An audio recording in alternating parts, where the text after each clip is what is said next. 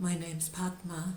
I'm the founder of Heart of Living Yoga Foundation, and I want to say thank you for joining me today. I'm so excited about having been invited to be a part of the International Women's School and really looking forward to everything that might come from this great sharing amongst all us women and men, all us humans, or I usually like to say humankind. So when they invited me to say something, they said, but you're doing meditations online, on YouTube, on your website, on Zoom, everywhere. So is there something else that is like passionate for you, something really in your heart that you would like to maybe share something about? And I said, yes, women and men. And where are we now? How did we get here? And maybe some thoughts about where can we go from here? Where will we go? What's possible? And I'm hoping that we might be able to inspire a dialogue, group conversations between men and women, between women and women, between men and men, between humankind, to find the way for us to live kindly together. So I was recently listening to a talk by a Native American activist called Russell Means. He's not with us anymore, unfortunately, but he was very active and famous in his day. He is on YouTube, so you can look him up. And he was speaking about the divine feminine, so I was interested, and honouring the sacred feminine, I think that's what it was called. And he said something that astonished me a little bit. So, he's spoken to the American Congress about the terrible things that have happened to the Native American people over the years, over the centuries. And he spoke passionately to them and said, prove me wrong. And sadly they haven't proved him wrong, because he was asking them to change. But the powerful thing that struck me when he was talking about honouring women was, he said, the greatest group of persecuted humans the planet has ever known is women. I hadn't thought of it like that before. And to hear it coming from a male voice and from the male voice of a very persecuted group, it was very powerful indeed. And I began to think about that. And the first person that popped into my head was Saint Joan of Arc, actually. She was a long time ago, obviously, in the Middle Ages. And as we all know, she heard God. God spoke to her and told her what to do. She put on a suit of armour and led them into battle. Whatever we might think about fighting or any of those things, what a courageous thing for anyone to do. And in those times, for a woman to do, it's almost unbelievable. And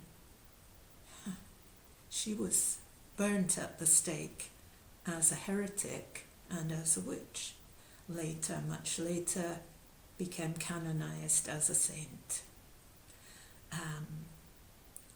And the way that, I don't know about you, but the way I was taught about her in school was that in a kind of condescending way that, well, you know, she heard voices, so she was probably mentally ill. And that there was that kind of point of view was put forward. And thinking about that now, it's absolutely disgraceful, isn't it? I find it quite disgraceful. And I was trying to think about a male equivalent of someone who heard God speak to them. And I thought of Moses. He was never put forward to me as a schizophrenic, someone who was mentally ill. He was always put forward as this great father figure. So that's where I came to seeing the patriarchy at work through everything, pretty much. And I find patriarchy to be not kind and not helpful for any humans. I find it to be not supportive of men in who they really are. And of course, very unsupportive of women, to say the least. So it's given this atmosphere, this acceptance of entitlement, of always coming first for men, for the patriarchy, for those who haven't questioned it, I guess we might say. So I perhaps should say here that these are just my thoughts. So I'm just speaking my heart and mind now to share it and to perhaps be able to hear other people's thoughts and opinions later on. So if we compare patriarchy with what's called matriarchy, it's very different. It's not about women being in control and telling everyone what to do. Matriarchy is about cooperation and sharing of, not even seeing it as power, seeing it as responsibility. So the ability to respond in a way of leadership and guidance, wise guidance for our community. And in a matriarchy, that's shared between men and women, that everyone is considered and respected equally. So it's interesting that that kind of way of living together is called matriarchy. There's another form of this that's called matrilineal society. And I find this very interesting as well. So this is where when a young woman comes into her life partnership with, in those days, it would have been with a man. Today, could be with any of the multiple genders that are now available. So when a young woman was coming into her life partnership, let's presume in history that would have been a man. And the young woman was taken and placed into the man's home and community. There are lots of ceremonies in different cultures around the world about that event. Even a kind of theatrical one where they pretend to play the kidnap of the woman by the groom's friends and they take her off on a horse. But she is willing in these days, so that's good. So in matrilineal society, it's the other way round. So when they're going to form a life partnership, it's the young man who comes into the young woman's community and society. So she is surrounded by her family, uncles, aunties, grandparents, cousins, brothers, sisters, everybody is there. And there is this extended family ready in place and willing to help raise the children that may come along, and to support the young woman and the young man. You see the difference here? In any, problems that they would undoubtedly encounter. We all know that being in a long relationship is not, what do we say, bed of roses or something. Yeah, so we have sweetness, and we have some times of being in a pickle as well. So I think the matrilineal society is a great model, and for the children mainly, I'm thinking now. So if the relationship didn't work out, the kids are okay. The kids still have their established home and their extended family around them. So that's one idea that I like, and I don't know if it's possible for it to come back in some form. So this idea of having a balance between men and women,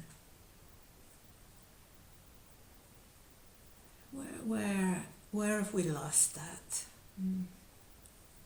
So I was born in 1950. That's 71 years ago. So I've seen quite a change in things between men and women. So when I was growing up in the 50s and 60s, it was that famous phrase, when men were men and women were washing machines, because actually no one had a washing machine. We didn't have a fridge or a car or telephone.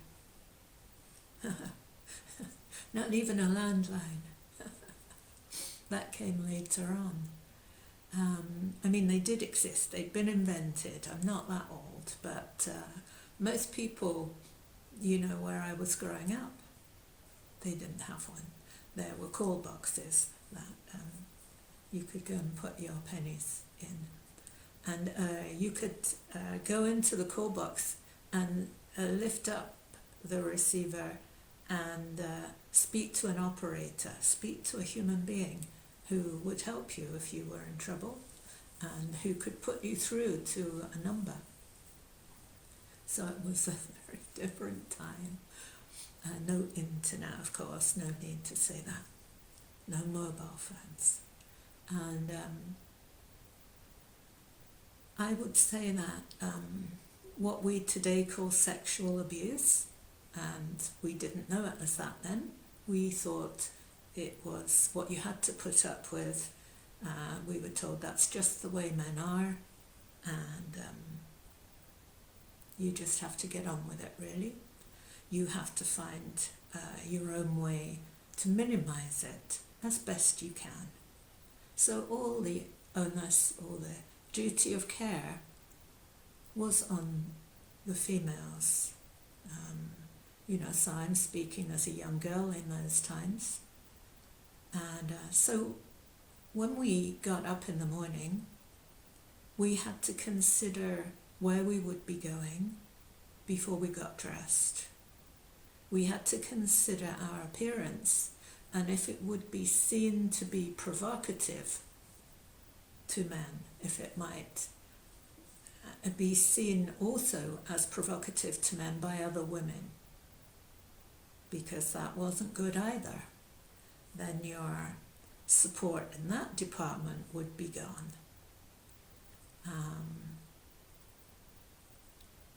And then we had to consider the way we walked, where we put our eyes as we walked in the streets, which was considered best to keep your gaze downwards. I'm not exaggerating here, by the way.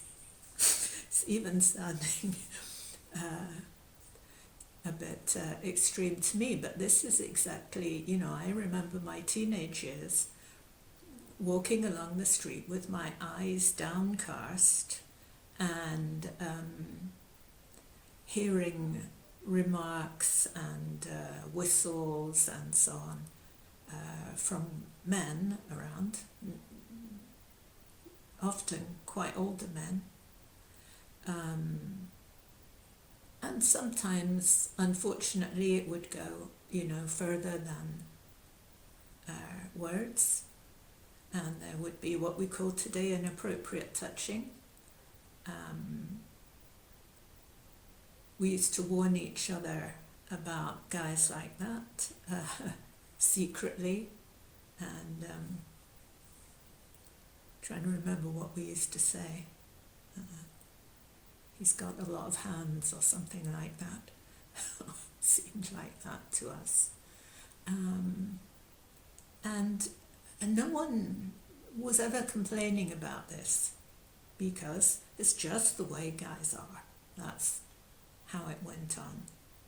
And of course, some girls and young women that I knew, unfortunately, it went a lot further than that, and they were raped.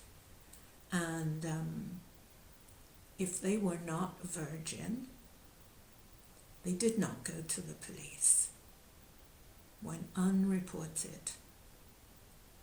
If they had been a virgin and they told their parents, it would go to the police, but very often the guy was not found guilty or even prosecuted. What was looked into first was the girl's reputation. If anyone was going to come forward and say they had slept with her and she was what was called easy in those days, the accusation of rape would be dropped. So my heart's just feeling sad for all those young women in those days. And that continues a bit to this day, I think. So that situation was not addressed by the men. I think the men really didn't have any idea about that. If you've done any training in diversity, one of the first things, when I did that, one of the first things they taught about was privileged groups and underprivileged groups.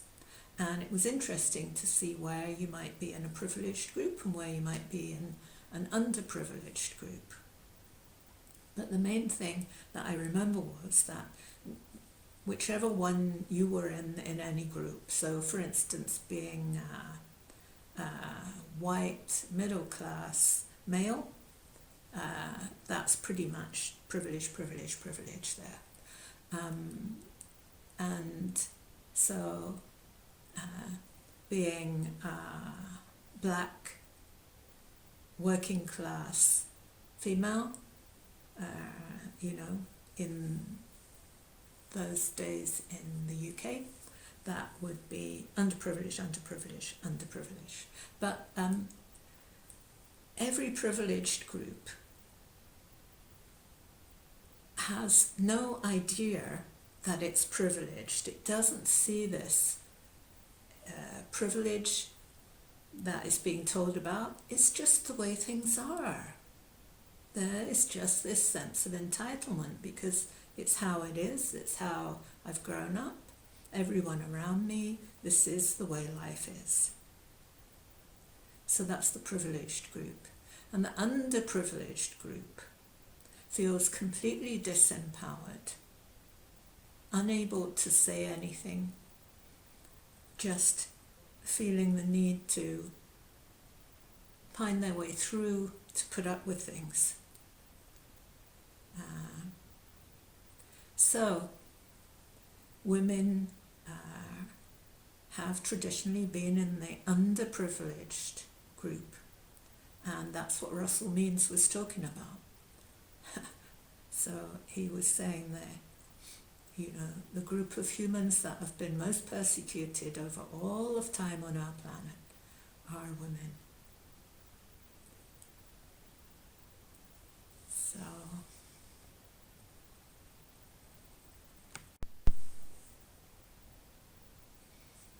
and then of course we came into the 60s, the famous time of women's liberation. Liberation from what, guys? So, sexual freedom, which came a little bit later actually, once the contraceptive pill was widely available, which it wasn't. It was only when it first came out in the UK, it was only available to married women. Your doctor had to prescribe it, and he had to know that you were married before you could have it. So there was still a lot of unwanted and teenage pregnancies in those days. So I guess in my mum's time, my mum and dad's time, no one, well, supposedly, wasn't true of course, but you weren't meant to have sex outside of marriage. And so in my generation, in the 60s, we didn't have sex unless we were in a committed, loving relationship. Again, it didn't happen all the time, of course, because people are still people, and stuff happens, as we know.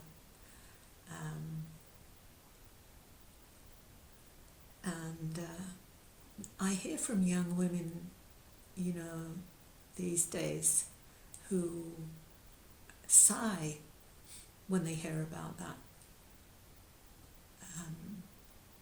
and wish that they had the possibility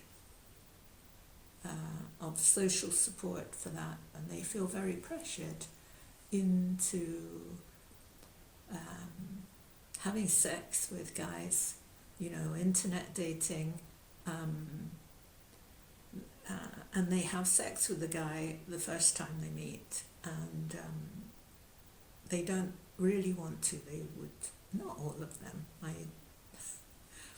So I know there are exceptions to everything, but the ones that I speak to that speak to me, they say, "Well, you don't understand, Padma, it's expected."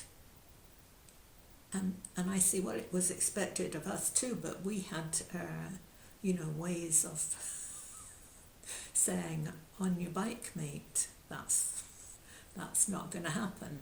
And that was a lot of the time because we didn't want to get pregnant, you see. So once that possible, barrier was taken away and people could choose more or less when to have a child or not, then that had the possibility for sexual relationships to become, the choice of it to become more equal. So it makes me feel sad that young women today don't feel that they can say, I like you very much. I really like you a lot. And if there's a possibility for us getting to know each other more and our relationship to go deeper, maybe it's going to continue for some time. And I'm feeling that I would really like to honour that, and for us to wait until we're intimate with each other. Something like that, I don't know. But maybe that's something that could be possible where it's wanted. And for men to say that too, if they feel that way. I know, I've heard from young men that feel this way too. Might be a surprise to some of us. But there are. And maybe those men and those girls can meet each other. Or maybe our society's projection and expectation might be able to be different.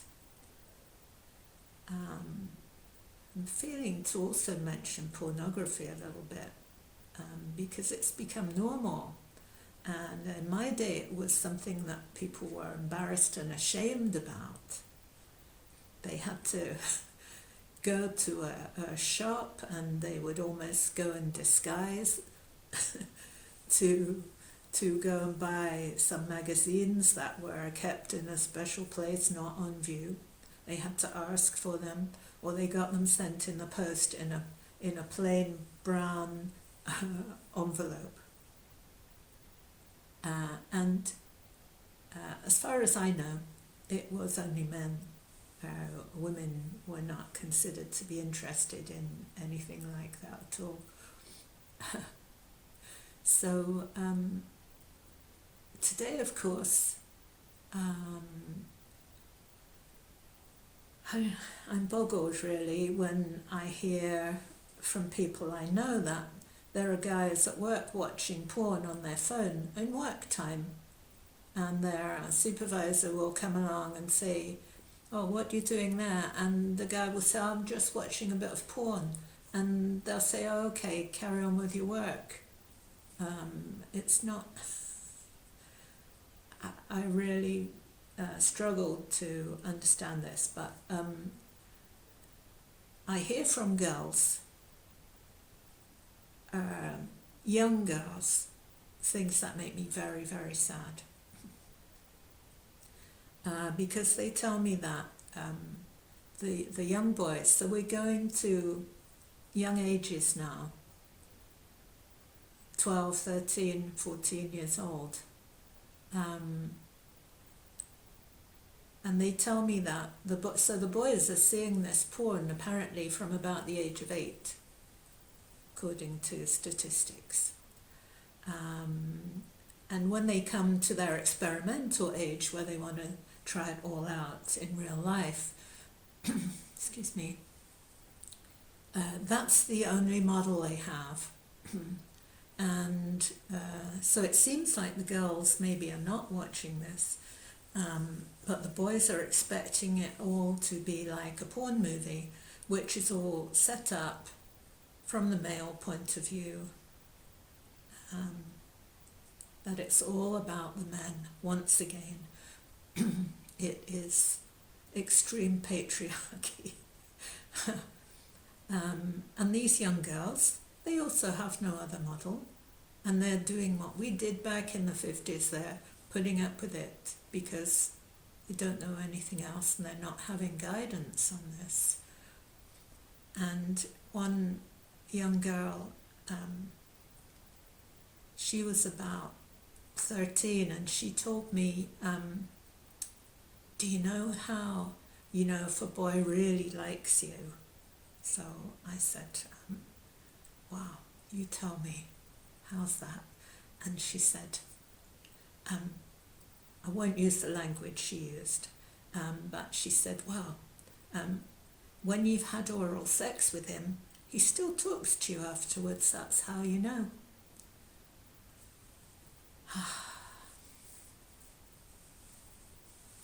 What can we do for this? Why can we find our human kindness again within this?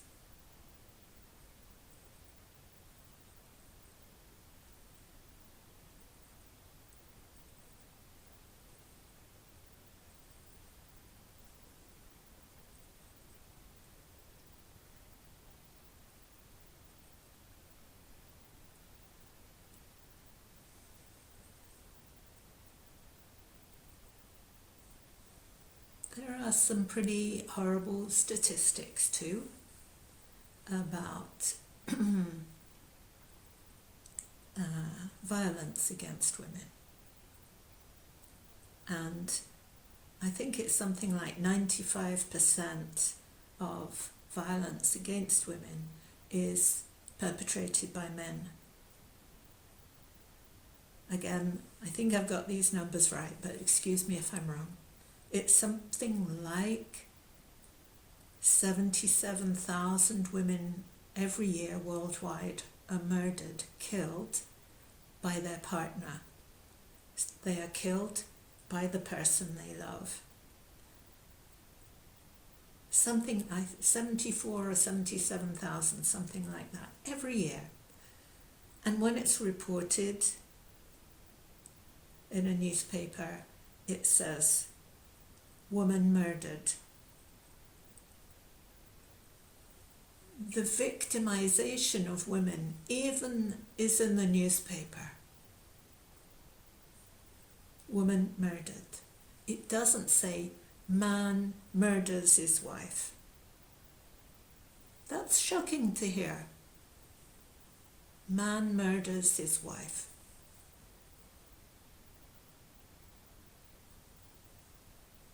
Woman murdered. That's probably her fault, right? So we need to change so much. So much. And I'm just thinking again about Russell Means, the Native American, the indigenous activist. When it comes to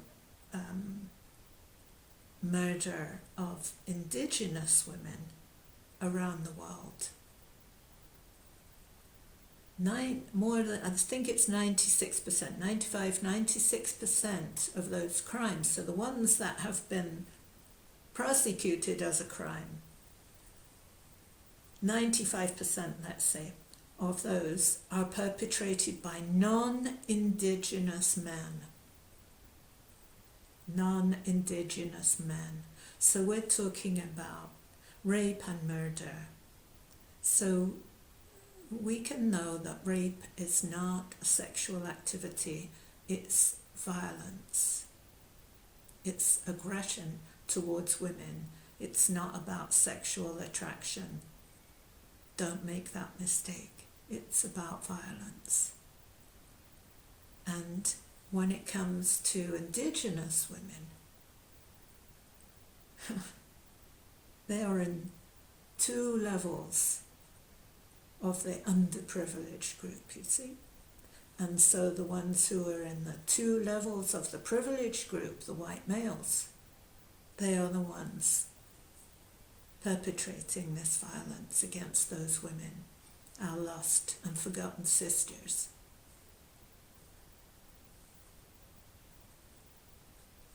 So what can we do? I hope I'm giving some kind of picture that we can do better. Let's say at least perhaps we could do better.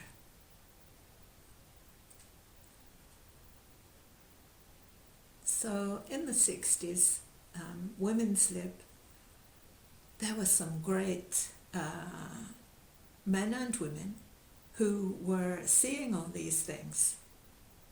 So there were men as well who were not happy about this into the 70s. And as I seem to remember, when we got to the 80s, everyone got more interested in money and possessions and all our idealisms and philosophical ideas about how to live together kind of got pushed to the back of the shelf. And I'm really happy to see that they are coming forwards today. And I love being with those young people who are, for me, they're a bit like time travelers from the 60s. And here they are today, and taking the ideas that came freshly then, taking them forward now in brilliant new ways. So I love to see that. So back in the 60s, there were quite a few books written by great women, and the one that I really admired a lot was Germaine Greer, Professor Germaine Greer. She wrote a book called The Female Eunuch, and in that book she said something that startled me. So, so I began talking about Russell Means startled me with a statement, and Germaine Greer startled me in that book. And she said most women have no idea, so this is her words, okay, not mine. Most women have no idea how much men hate them. So I would probably modify that. I wouldn't use the word hate. We might say dislike. And, it's a generalization. It's not everybody. And she was speaking in the 60s. And if you're not sure about this misogynistic point of view, I might refer you to the previous American president, who was also from those times and carrying those ideas forward, sadly still. So she also said something else. She said the degree to which society needs to change is the degree to which each woman's life needs to change in order for her to be happy. That's a very meaty, powerful, and potent statement that is giving us a lot of information right there. So it is true not only for women. She was speaking about women, but that is true for all of humankind. And that could be a good barometer for us, perhaps, when we look at how to move forwards.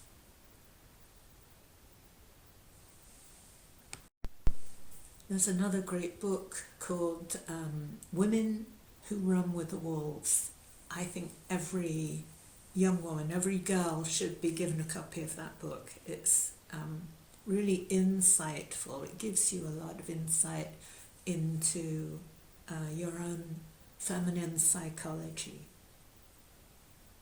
And today I really like Caitlin Moran, who has a very straight, she wrote a book called How to Build a Girl.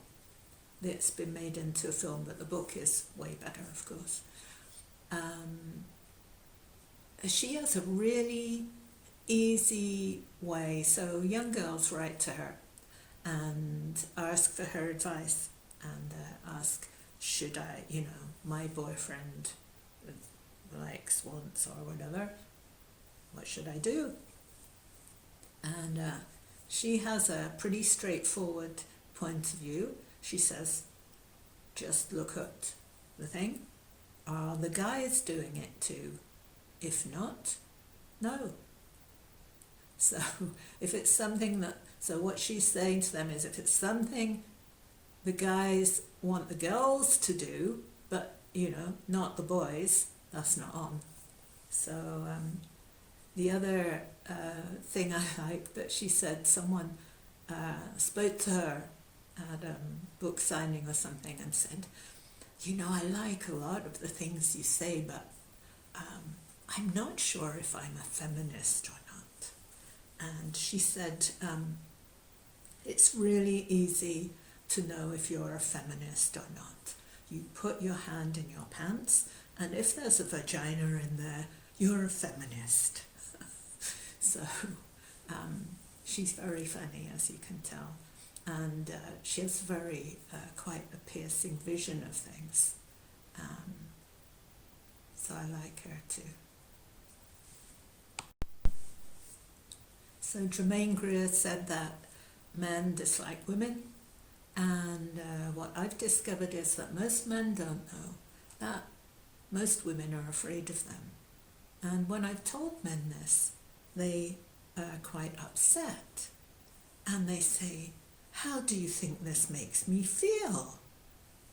I hope you're laughing now, because that is the response of entitlement and patriarchy, that it's about me. So it's not funny, that it's what I was saying when I was young. We had to think about how we dressed, how we behaved, and that it's something, if we might be attacked, it would be said it was our fault, that we were asking for it, was the phrase, and nothing would be done. So looking back to Joan of Arc through all the centuries and before, we can probably begin to see where there might be an innate fear beginning to develop in females around males. And people will tell me, "But not today, Padma, not today." But let me ask you a question. Whether you're a man or a woman, if you're a woman, imagine you're in a shopping precinct, a shopping mall, and you hear a man's voice raised in anger. You can't see him, but you hear his loud voice. He's shouting, he's angry. You have an immediate visceral reaction of fear inside you. Yes. And let's see, if you're a guy and you hear a woman's voice raised in anger, you can't see her, but you can hear her. There might be some reactions. A common one, I'm afraid, is irritation, or maybe protection. Might think, "Oh, maybe that woman needs help." But what won't be there is an immediate reaction of fear. But in the woman there is. So women are walking around afraid of men, and men are not really liking women very much. So these are generalizations, okay? I'm painting with broad brushstrokes here. But to give an idea, to give a character, a flavour of the society in which we're swimming at the moment, how we got here, and to see what could we do to change this.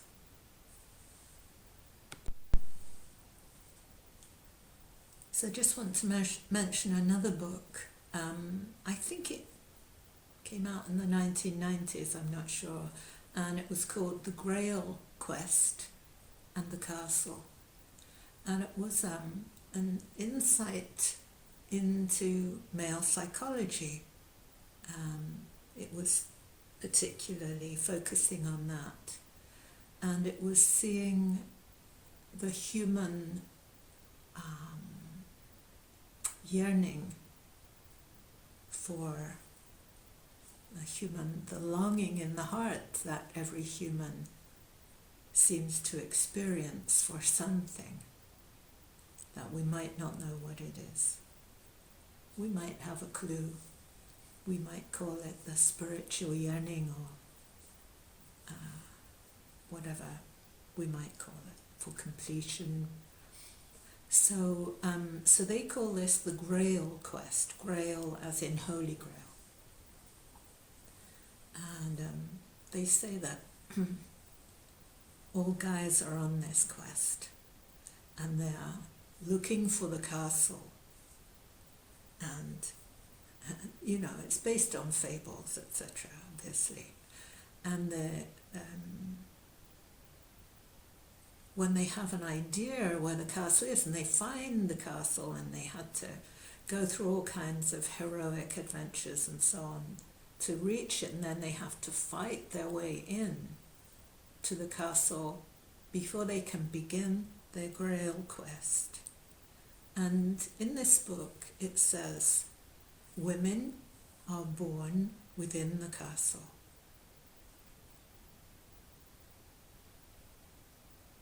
So as a woman, I feel deep compassion for all men, for this experience, which has some resonance for me as being true. And I've spoken about it to many people, and they also seem to feel a similar thing. And that this could perhaps be something that is known inside us that may have caused this disliking and fearing of each other. I don't know. There's just a thought that that could be possible. Could be something to do with it.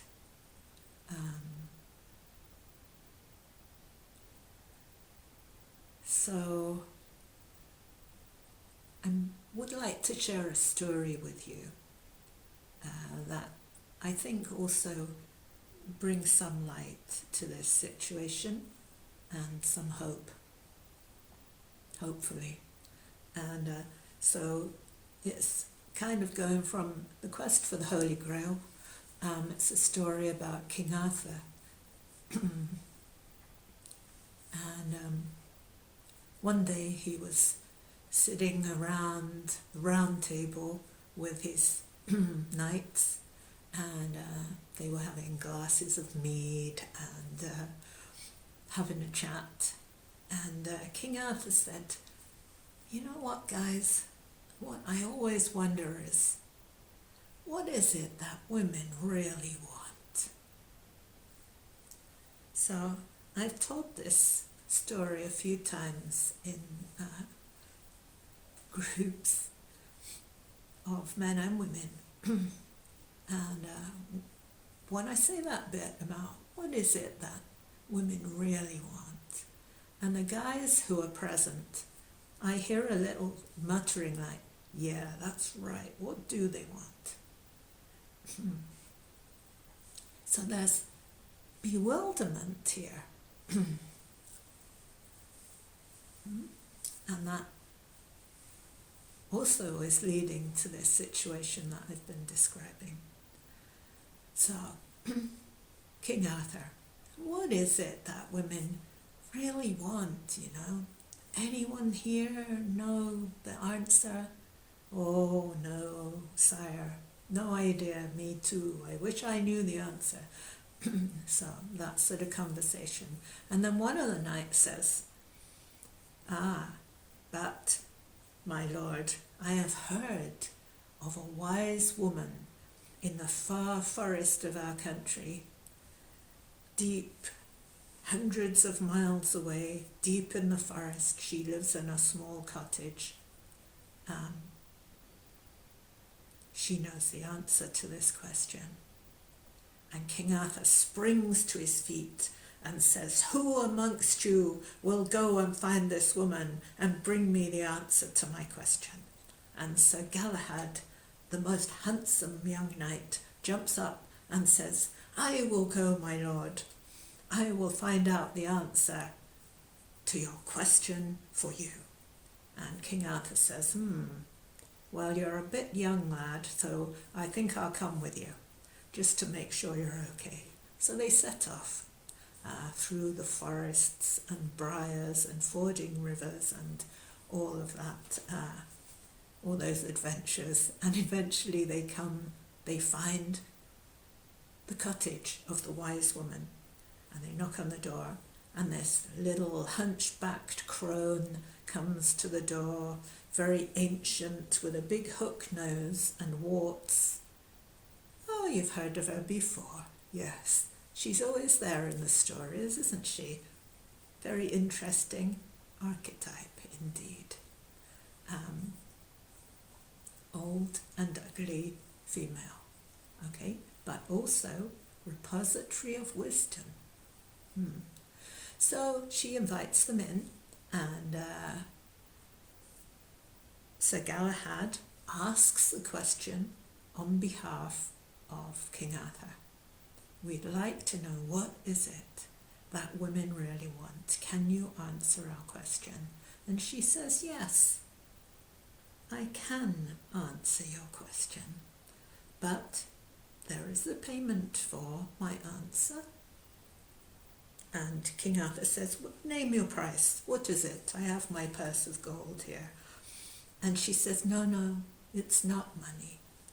I will give you the answer to your question if your fair young knight here will marry me. And King Arthur says, it's out of the question. Galahad, I can't possibly ask this of you. It's impossible. We'll just go back without the answer. And Galahad says, no, sire, it's my honour and my privilege to perform this service for you. For you, I will do this so that you can have the answer to your question. I will. And he turns to the woman and says, I will marry you. And she says, very well, the answer to your question is, women want all the power. Now, cutting out of the story again, when I've told this in groups, this is when I hear the guys mutter with each other again, yeah, right, that's it, that's what they want, all the power. Back into the story now. So, King Arthur, as he's the king, he's allowed to perform marriages, and he marries the old wise woman and Sir Galahad. And they have their wedding night, and to his amazement, on their wedding night, she turns into the most beautiful maiden he has ever seen. Oh, my word, he says. This is so wonderful, you're so beautiful. And she says, yes, because you gave me this honor, because you respected my wish, I was able to share with you my wisdom, and I'm able to be beautiful for you. And just as he's about to embrace her, she says, but there's one thing. I can be like this only half the time, either in the day or in the night. You must choose. Sir Galahad ponders and ponders. What can he do? He thinks, well, if she's beautiful like this in the day, I will be seeing her beauty all day. It will be wonderful. Oh yes, but then I'll have to go to bed with the old crone. So no. So then she has to be beautiful at night. Oh, but then I'll have to look at the old crone all day. And he can't choose.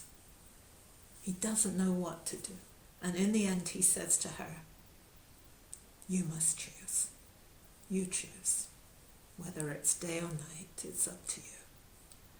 And she says, because you have given me that choice, I can now be beautiful for you all day and all night.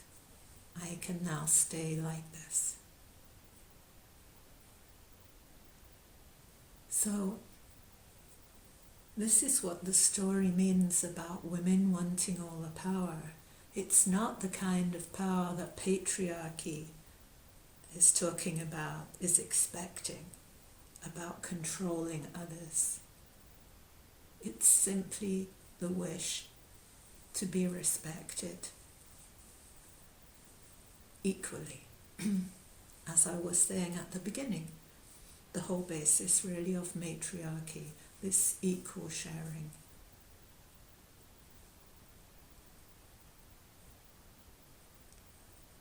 So I'm very fond of that story. I think it's helpful. So I've got one more story to share with you, and then I really must go. But it's a real life story about something that happened a few years ago called Woman Fest. And it was a group of women coming together, wanting to just be together in their femininity in a festival setting, in nature. And someone I know was involved in the setting up and organising of that festival. It was very successful.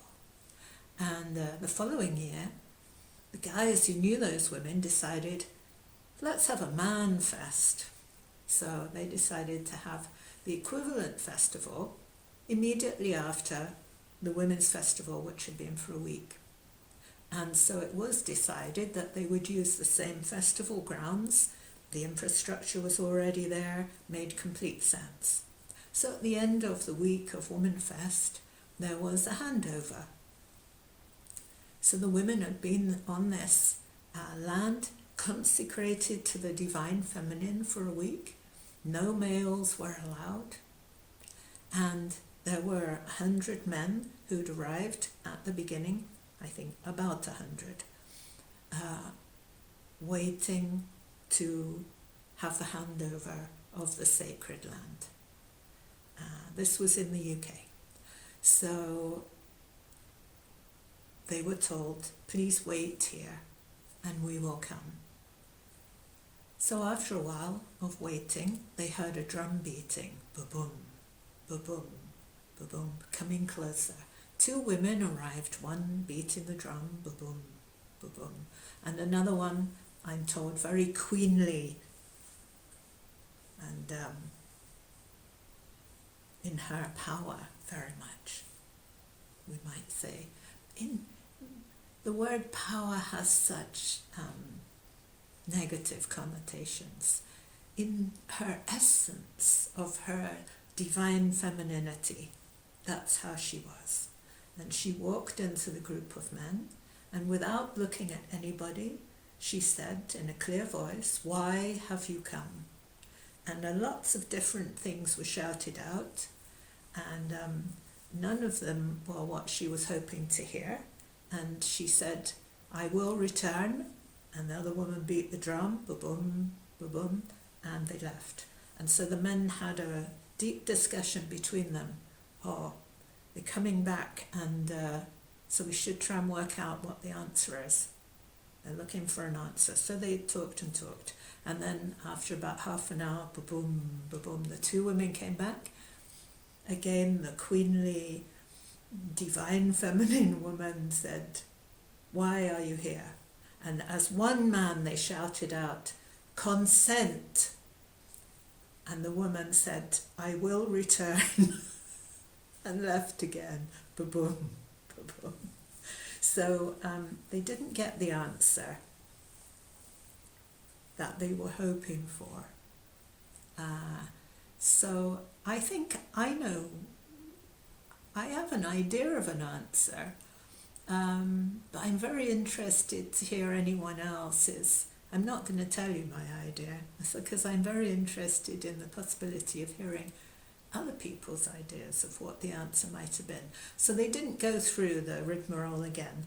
They just came back and said, "Follow us."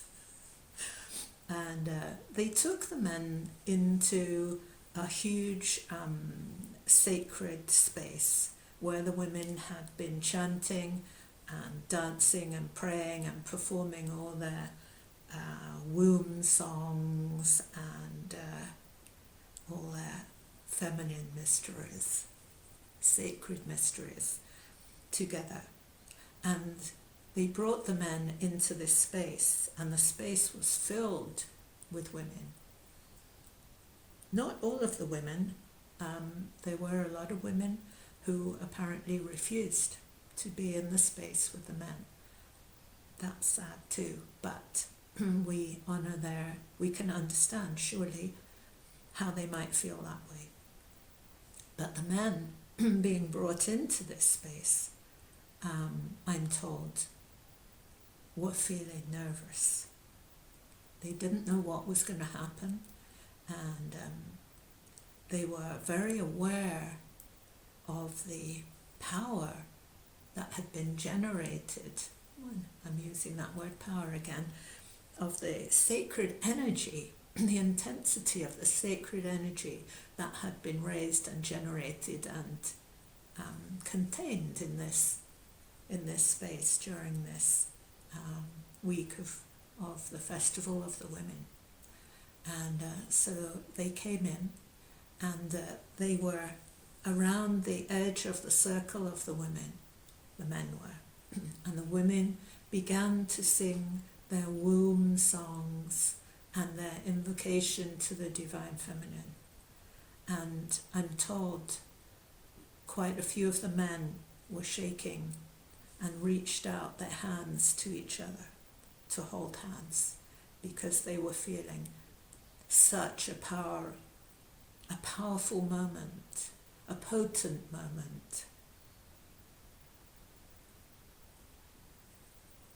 One of them opened his eyes and told me he saw sheets of energy coming down on these women.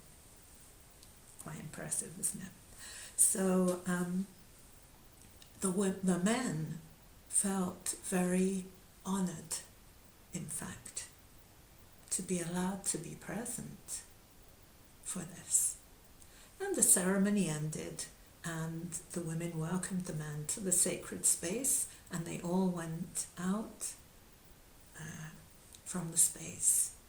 And those who were there tell me that they felt a tremendous shift in the relationship between the men and the women who were there. Even they told me they felt a shift in the land itself. They felt a peace and a harmony in the land and between the men and the women. And probably you can see the similarity again with the story of King Arthur. We might say, oh, the women wanted all the power. No, they didn't. They simply wanted the equal respect and possibility to live together in harmony. And that's my sincere wish too. My sincere wish. So thank you for listening. Maybe we'll have a possibility for some groups to talk about this in the future. May we all be healed and whole. May we all live in harmony. May we all know ourselves as love and peace. Thank you. Namaste.